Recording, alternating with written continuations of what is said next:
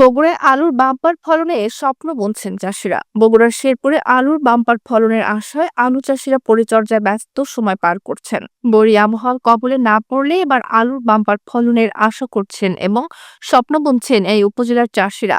উৎপাদন ভালো হওয়ার পাশাপাশি ন্যায্য দামও পাওয়ার আশা তাদের। গত মৌসুমে আলুর ভালো ফলন হলেও দাম পাওয়ার এবছরেও অধিক লাভের আশায় আলু চাষে ঝুঁকে পড়েছেন উপজেলার আলু চাষিরা।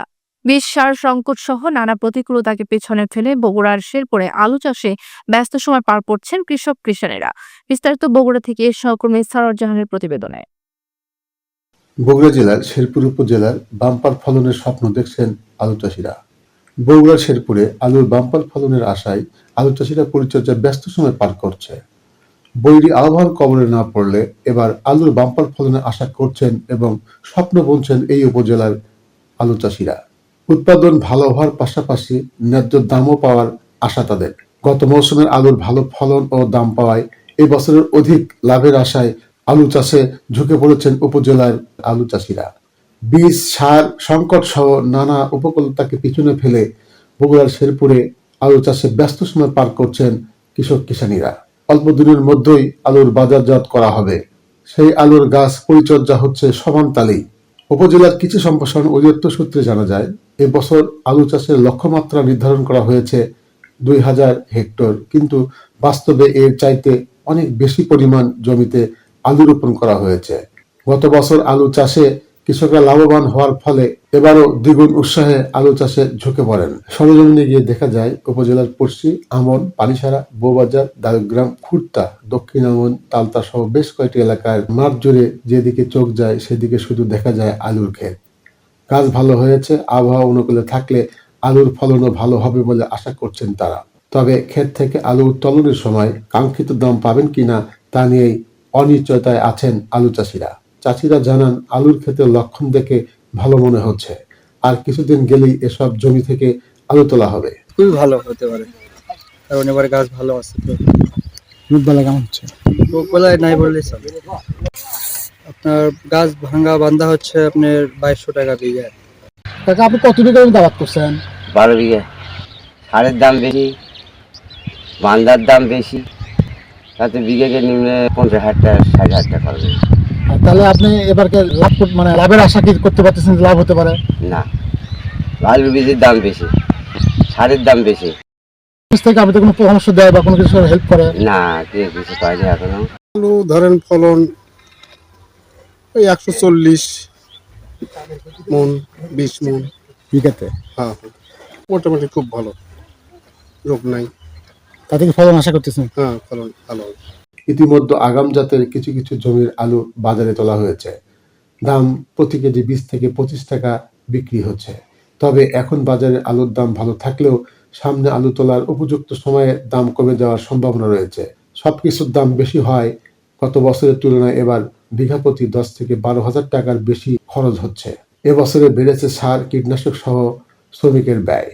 আলু চাষিরা বলছেন, উপজেলা কৃষি অফিস থেকে এখন পর্যন্ত কোনো কর্মচারী আমাদের আলু ক্ষেত দেখতে আসে নাই এবং কোনো পরামর্শ দিয়ে সহযোগিতা করছে না।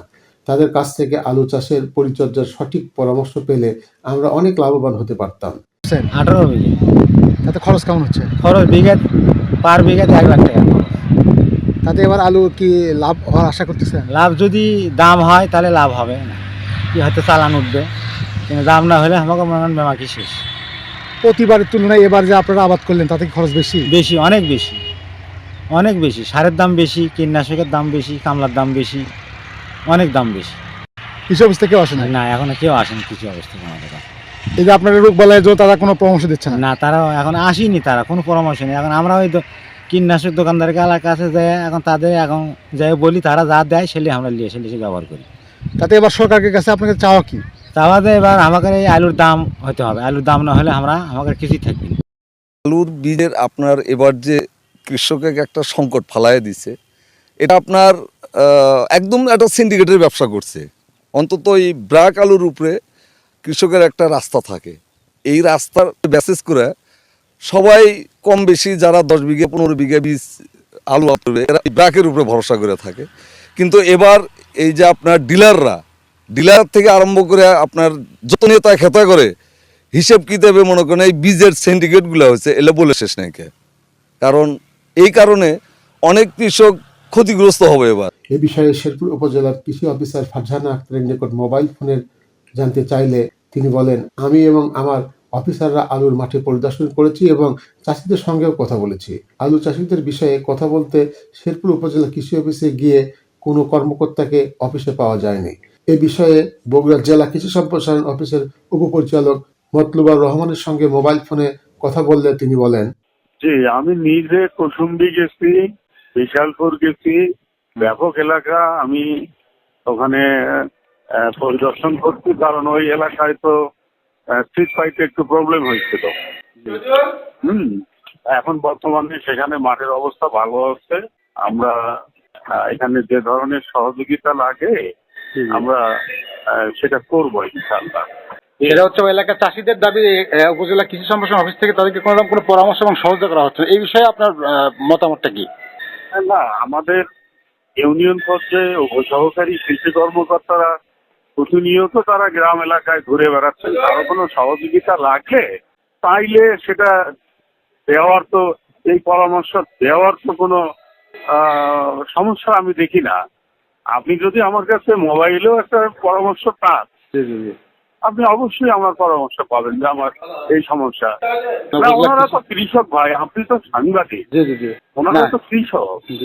আমাদের উপজেলার অফিসারেরাও পায়ে হেঁটে বিভিন্ন জায়গায় ঘুরতে পারে, এগুলো আপনারা সবই জানেন। আপনার কোন জায়গাতে কোন কৃষক কি সমস্যা হয়েছে একটু পরামর্শ দিতে পায় নাই। আমি ওই এলাকায় যে কর্মরত আছে, আমি কৃষি অফিসারের মাধ্যমে বিষয়টা দেখার জন্য বলতে। এই মৌসুমে আলু চাষের জন্য উপযুক্ত আবহাওয়া হয় ভালো ফলনের আশা করছেন কৃষকরা। তবে ইতিমধ্যে উপজেলার কোল্ড স্টোরেজগুলোতে বড় বড় ব্যবসায়ীরা দখলে নেওয়ার প্রতিযোগিতায় নেমেছে। তারা অতীতের ন্যায় কৃষককে জিম্মি করে পানির দরে আলু কিনে কোল্ড স্টোরেজের মজুত রাখায় আগাম প্রস্তুতি নিচ্ছে। তাই সংশ্লিষ্ট প্রশাসনের সুদৃষ্টি কামনা করছেন আলু চাষিরা। সারওয়ার জাহান, মহিবাংলা টেলিভিশন, বগুড়া।